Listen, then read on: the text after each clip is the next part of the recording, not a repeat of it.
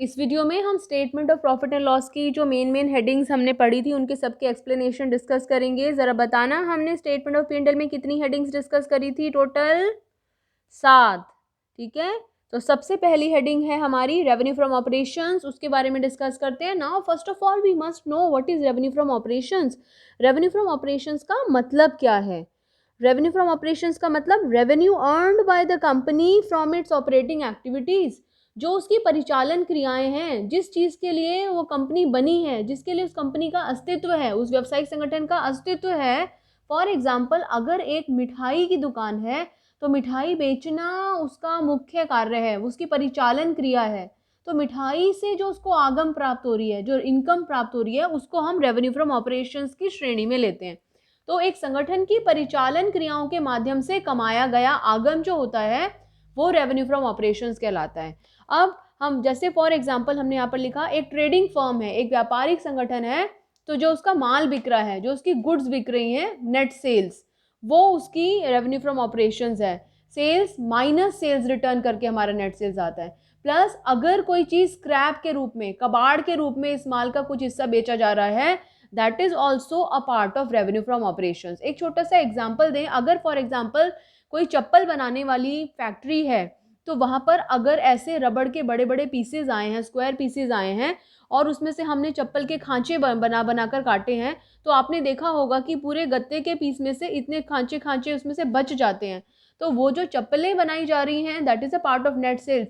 लेकिन वो जो रबड़ का पूरा चौरस गत्ता है जिसमें से कि वो चप्पल के खांचे काटे गए हैं, उसके बाद में वो बच गया है हिस्सा, अगर हम उसे कबाड़ के रूप में भी बेच रहे हैं, तो that is also a part of revenue from operations. तो रेवेन्यू फ्रॉम ऑपरेशंस में दो चीज़ें, net sales plus sale of scrap. अब अगर कोई ऐसा व्यवसायिक संगठन है, फॉर एग्जाम्पल बैंक है, तो बैंक का मुख्य कार्य क्या है? जमा स्वीकार करना, ऋण देना। जब बैंक जमा स्वीकार करता है तो वो ब्याज देता है, जब किसी को ऋण देता है तो वो उससे ब्याज लेता है। तो ब्याज लेना जो है वो उसकी आगम का मुख्य स्रोत हो गया। तो ऐसी सिचुएशन में अगर कोई फाइनेंसिंग कंपनी है, कोई वित्तीय संगठन है, फॉर एग्जाम्पल हमने जैसे बैंक का नाम लिया, तो उनके लिए वो कोई सामान नहीं बेच रहे हैं, वो अपनी सर्विसेज प्रोवाइड कर रहे हैं, तो उनके लिए इंटरेस्ट रिसीव करना या डिविडेंड रिसीव करना, ये रेवेन्यू फ्रॉम ऑपरेशंस का हिस्सा होता है। तो हमारी मुख्य परिचालन क्रियाओं के माध्यम से जो हम पैसा कमा रहे हैं, that is a part of revenue from operations. जैसे यहाँ पर मैंने तीसरा एग्जांपल लिया है लॉ फर्म का। वकीलों ने अपनी कोई फर्म बनाई है, लॉयर्स ने अपनी कोई फर्म बनाई है, तो वो कोई वस्तु नहीं बेच रहे हैं, उनकी कोई नेट सेल्स नहीं होती। वो क्या करते हैं? अपनी सेवाएं प्रदान करते हैं, और सेवाओं के बदले में वो क्या लेते हैं? फीस। तो लॉयर्स जो फीस ले रहे हैं वो उनका रेवेन्यू फ्रॉम ऑपरेशंस है। आपको क्वेश्चन में देखने से क्लियरली पता चल जाएगा वैसे what is your revenue from operations. हमें क्या याद रखना है यहाँ पर? रेवेन्यू फ्रॉम ऑपरेशंस का मतलब नेट सेल्स जमा सेल ऑफ स्क्रैप। क्या मतलब है रेवेन्यू फ्रॉम ऑपरेशंस का? नेट सेल्स जमा सेल ऑफ स्क्रैप। और नेट सेल्स तक कैसे पहुंचते हैं हम? Sales minus sales return. इसे नोट कर लो। नेक्स्ट है हमारा अदर इनकम। अदर इनकम का मतलब क्या है? हमारे मुख्य व्यवसाय के अलावा, हमारे मुख्य व्यवसाय से हटकर अगर हम कोई इनकम कमा रहे हैं, तो व्यवसाय की परिचालन क्रियाओं से परे, व्यवसाय की परिचालन क्रियाओं से हटकर अगर कोई एक्टिविटीज की वजह से हमारे पास पैसा आ रहा है। फॉर एग्जाम्पल, हमारा काम था मिठाइयों को बेचना, हमारी मिठाई की दुकान थी, हमने उसको एक लिमिटेड कंपनी के रूप में स्थापित कर लिया था, लेकिन साथ में ही उस मिठाई की दुकान के बगल में एक बिल्डिंग थी जो हमारी खाली पड़ी हुई थी, हमने ही खरीदा हुआ है उसको, हमने उस बिल्डिंग को किराए पे दे दिया। अब जब हमने उस बिल्डिंग को किराए पर दिया तो हमारे पास किराया आ रहा है, रेंट आ रहा है, पर क्या बिल्डिंग को किराए पर देना हमारा मुख्य व्यवसाय है? बिल्कुल नहीं। तो वो हमारी अदर इनकम है, वो हमारी मुख्य व्यवसाय से हटकर, तो परिचालन क्रियाओं से परे जो हम काम कर रहे हैं वो हमारी अदर इनकम में आता है। हमने क्या लिखा है यहाँ पर? व्यवसाय की परिचालन क्रियाओं से परे जिन एक्टिविटीज के कारण रेवेन्यू जनरेट हो रहा है उसको हम अपने अदर इनकम में लेते हैं। इसको income from non operating activities के नाम से भी जाना जाता है। क्या क्या आ सकता है उसमें? Gain on sale of fixed assets, या रेंट रिसीव्ड, या इंटरेस्ट या डिविडेंड रिसीव्ड। हमने क्या करा? जो पैसा हमने कमाया था वो हमने कहीं बैंक में जमा करा दिया, किसी दूसरी कंपनी के शेयर्स खरीद लिए, तो बैंक में जमा कराया, तो बैंक ने हमें इंटरेस्ट दे दिया। पर क्या इंटरेस्ट के माध्यम से पैसा कमाना हमारा मुख्य व्यवसाय है? अगर इसका जवाब नहीं है तो वो हमारी अदर इनकम है। लेकिन अगर वो एक बैंकिंग कंपनी है तो हमारा मुख्य व्यवसाय ये है, तो वो हमारा रेवेन्यू फ्रॉम ऑपरेशंस में चला जाएगा। इसीलिए मैंने यहाँ पर क्या लिखा है, नॉन फाइनेंसिंग कंपनी की दशा में इंटरेस्ट और डिविडेंड रिसीव्ड जो होता है वो हमारा अदर इनकम की कैटेगरी में आता है। तो दो चीजें अभी तक हमने डिस्कस करी हैं, number 1 revenue from operations, number 2 other income. जब रेवेन्यू फ्रॉम ऑपरेशंस में अदर इनकम को जोड़ते हो क्या बन जाता है, टोटल रेवेन्यू। अब बात करते हैं एक्सपेंसेस की, तो हेडिंग डाल लो एक्सपेंसेस। एक्सपेंसेस में सबसे पहला है cost of material consumed. Cost of material consumed का मतलब क्या है, कॉस्ट ऑफ रॉ मटेरियल या दूसरा material consumed in manufacturing the good. जो हम माल को मैन्युफैक्चर कर रहे हैं, उत्पादित कर रहे हैं, उसमें जो हम कच्चा माल यूज़ कर रहे हैं, कितना कच्चा माल है जो हम यूज़ कर रहे हैं, उसकी कॉस्ट निकालना। कैसे निकाला जाता है, इसका एक फॉर्मूला है, ओपनिंग इन्वेंट्री ऑफ मटेरियल।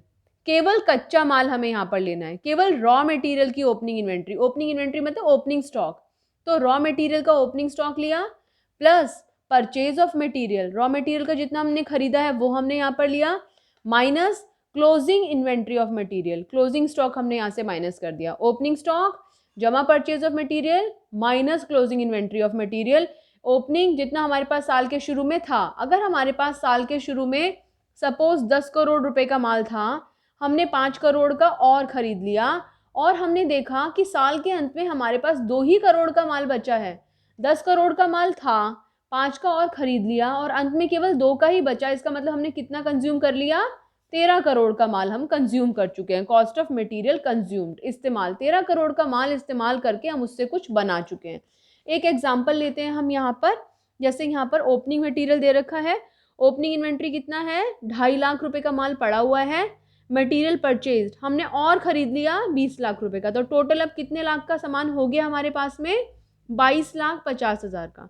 तो 22,50,000 का माल हमारे पास पड़ा हुआ है, लेकिन हमने देखा साल के अंत में अरे 3 लाख रुपए का ही बचा हुआ है, बाकी कहाँ चला गया, बाकी हमने कंज्यूम कर लिया। कैसे निकाला, ओपनिंग जमा परचेजेस माइनस क्लोजिंग। तो कॉस्ट ऑफ मटेरियल कंज्यूम्ड का फॉर्मूला याद हो गया, क्या फॉर्मूला है, ओपनिंग जमा परचेजेस माइनस क्लोजिंग। और बात किसके बारे में करनी है हमें, केवल यहाँ पर कच्चे माल के बारे में, केवल रॉ मटेरियल के बारे में हमें यहाँ पर बात करनी है।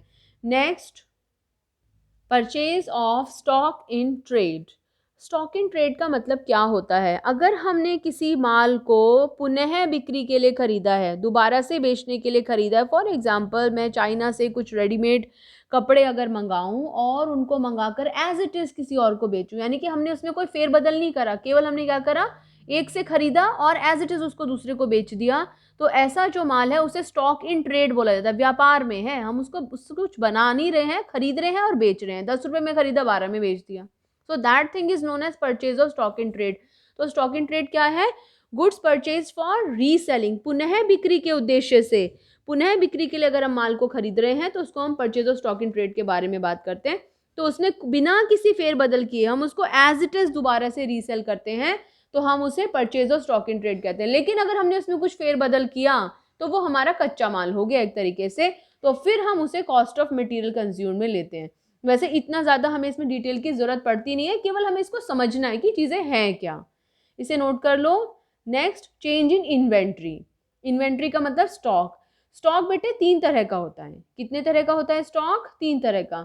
यहाँ पर क्या क्या लिखा है हमने यहाँ पे, वैसे तो कायदे में तो हम 4 तरह के स्टॉक की बात करते हैं। स्टॉक ऑफ रॉ मटेरियल, कच्चा माल, वर्क इन प्रोग्रेस, आधा बना हुआ, आधा फिनिश्ड भी बोलते हैं उसको, सेमी फिनिश्ड भी बोलते हैं, work in progress, and stock of finished goods. Raw material, work in progress, finished goods. Raw material हमने यहाँ पर क्यों नहीं लिया, क्योंकि रॉ मटेरियल को हम कॉस्ट ऑफ मटेरियल कंज्यूम्ड में ले चुके हैं। तो हमने यहाँ पर क्या लिया है, हमने एक चौथी चीज़ ले ली है चेंज इन इन्वेंट्री में, जिसको स्टॉक इन ट्रेड के नाम से जानते हैं, जो कि अभी अभी हमने ऊपर डिस्कस किया। तो यहाँ पर जब हम चेंज इन इन्वेंट्री की बात करेंगे तो हम किस किस के स्टॉक की बात करेंगे, stock in trade, work in progress and finish goods. Raw material क्यों नहीं लिया, क्योंकि उसको हम कॉस्ट ऑफ मटेरियल कंज्यूम्ड में ऑलरेडी ले चुके हैं। नाउ क्या इंपॉर्टेंट है यहाँ पर याद रखने का, ध्यान से समझें, चेंज इन इन्वेंट्री कैसे निकाला जाता है।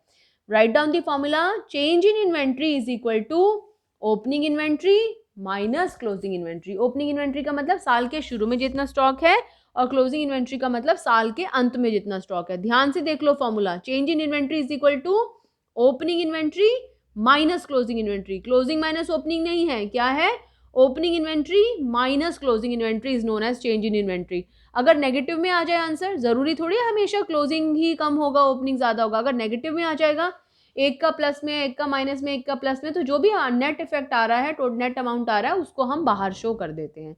फॉर्मूला नोट कर लीजिए। नेक्स्ट, एम्प्लॉयज बेनिफिट एक्सपेंस, यानी कि कर्मचारियों के भले के लिए जो पैसा खर्च किया जा रहा है। So payment made to and for the benefit of employees, कर्मचारियों को और कर्मचारियों के भले के लिए जो भी खर्चा किया जा रहा है उसको हम एम्प्लॉयज बेनिफिट एक्सपेंस के नाम से जानते हैं।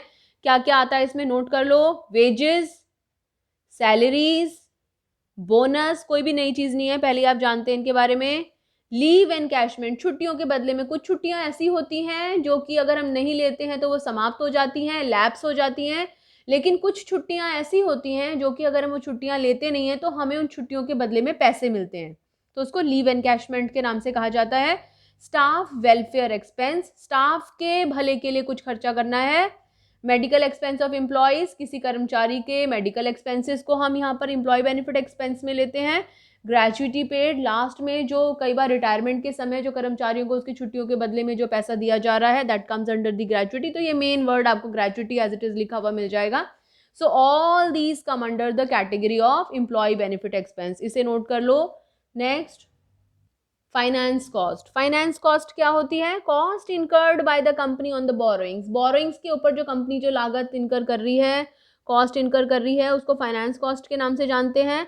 बोरोइंग्स में क्या सम्मिलित है, ऋण सम्मिलित है, जैसे कि लोन लिया, डिबेंचर्स लिया, बैंक से ओवरड्राफ्ट लिया। जब हम बैंक से लोन लेते हैं, लोन लेने के बदले में हम बैंक को क्या देते हैं, इंटरेस्ट, डिबेंचर्स इशू करते हैं, इंटरेस्ट, बैंक ओवरड्राफ्ट, बैंक से उधार लेते हैं तब भी हमें बैंक को ब्याज देना पड़ता है।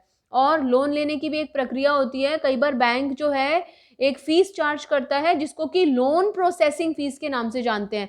तो ऋण लेते समय या ऋण लेने के लिए हम जो जो खर्चे कर रहे हैं वो सब हमारे फाइनेंस कॉस्ट में आते हैं। तो ऋण को प्राप्त करने के लिए, लोन को प्राप्त करने के लिए, डिबेंचर्स को प्राप्त करने के लिए जो भी कंपनी को लागत आ रही है उसे हम फाइनेंस कॉस्ट की कैटेगरी में डालते हैं। क्या क्या इसमें आ सकता है, interest paid, number 1 interest paid, किस किस चीज़ के ऊपर इंटरेस्ट पे कर सकते हैं, लोन के ऊपर, बैंक ओवरड्राफ्ट के ऊपर या किसी भी डिपॉजिट के ऊपर। देन लोन प्रोसेसिंग फीस, मैंने आपको बताया कि कई बार लोन लेने के बदले में, लोन ले रहे हैं तो बैंक्स जो है प्रोसेसिंग फीस लेते हैं, अपनी कुछ चार्जेस लगाते हैं, तो that also comes under the category of finance cost. फिर discount on issue of debentures, जब कंपनी डिबेंचर्स को इशू करती है तो अगर फेस वैल्यू से कम पर इशू कर रही है तो कंपनी के लिए वो नुकसान है, खर्चा है, that also comes under the finance cost. यही नहीं, अगर कंपनी कहती है कि 5 साल बाद जब डिबेंचर्स रिडीम करेंगे तो हम 100 रुपये के डिबेंचर के बदले में 105 रुपये देंगे, तो रिडेम्पशन के समय जो प्रीमियम दिया जा रहा है that is also a part of finance cost. ठीक है, नोट कर लो इसको, वीडियो को पॉज करके। Then come to the next point, depreciation and amortisation expenses, हम पहले भी पढ़ चुके हैं। फिक्स एसेट्स दो तरह की होती है, टैंजिबल और दूसरी इनटैंजिबल। अगर fix assets, tangible fix assets हैं, स्थायी संपत्तियां हैं, उनके मूल्य में गिरावट आती है, जैसे फर्नीचर, बिल्डिंग, इनके मूल्य में गिरावट आती है तो इसको हम कहते हैं डेप्रिसिएशन। संपत्ति के मूल्य में गिरावट क्यों, उसके निरंतर प्रयोग से या समय के व्यतीत होने के कारण, तो उसको अगर हम टैंजिबल एसेट है तो डेप्रिसिएशन कहते हैं। So fall in the value of an asset due to its use and lapse of time, समय के व्यतीत होने के कारण या उसके निरंतर प्रयोग के कारण जो उसके मूल्य में गिरावट आ रही है। और यहाँ पर हम स्थायी संपत्तियां, मूर्त संपत्तियों के बारे में बात करते हैं, टैंजिबल फिक्स एसेट्स के बारे में बात करते हैं। व्हाट अबाउट अमोर्टाइजेशन, अमोर्टाइजेशन जो होता है वो इनटैंजिबल एसेट्स से रिलेटेड होता है। क्या होती है हमारी इनटैंजिबल एसेट्स, जिन्हें हम देख नहीं सकते, छू नहीं सकते, लेकिन हम उन्हें बेच सकते हैं, खरीद सकते हैं, प्रयोग कर सकते हैं। पेटेंट्स, ट्रेडमार्क, गुडविल, सॉफ्टवेयर, ये सारे के सारे हमारे जो हैं वो अमोर्टाइजेशन एक्सपेंसेस में आते हैं। Goodwill return of, patents return of, trademark return of, all these come under the amortisation expenses. Next, other expenses, वो सारे एक्सपेंसेस जो ऊपर किसी कैटेगरी में ना आए हों उन्हें हम अदर एक्सपेंसेस में लेते हैं। एग्जाम्पल्स याद कर लो, बहुत इंपॉर्टेंट है। Carriage inward, carriage outward, bank charges, bank charges पे एक बड़ा सा स्टार लगा लेना। क्यों लगा लेना स्टार, बहुत बार ना लोग बैंक चार्जेस को सोचते हैं कि फाइनेंस कॉस्ट का हिस्सा, पर ऐसा नहीं है। क्योंकि बैंक चार्जेस कोई लोन लेने के लिए या ऋण लेने के लिए नहीं दिए जाते। मेरे अगर फ़ोन पर मैसेजेस आते हैं, जब बैंक में अकाउंट में ट्रांजैक्शंस होती हैं, पैसा आ रहा है या पैसा जा रहा है, तो उसके लिए बैंक 17 रुपये मैसेज देने के चार्ज करता है। तो वो बैंक ने मुझे लोन देने के लिए पैसे चार्ज नहीं करे हैं, वो मैसेज देने के बदले में चार्ज कर रहे हैं। So that is a part of bank charges. जो हम बैंक से इन्फॉर्मेशन लेते हैं उसके बदले में बैंक हमसे चार्ज लेता है, so that is bank charges. तो वो लोन लेने के बदले के चार्जेस नहीं है, इसलिए bank charges come under the category of other expenses, या फिर any other expense not shown in other categories. और किसी कैटेगरी में अगर उनको नहीं क्लासीफाई कर पाए हैं तो हम उन्हें यहाँ क्लासीफाई करते हैं। इसे नोट कर लो। तो ये पूरा statement of profit and loss का एक्सप्लेनेशन है जो हमने डिस्कस किया है। आपको पता होना चाहिए कि इसमें क्या आता है, वाइवा में भी बहुत बार वो हमसे पूछते हैं। अगली वीडियो में वित्तीय विवरणों के विश्लेषण से रिलेटेड थोड़ी सी थ्योरी पढ़ेंगे। Thank you.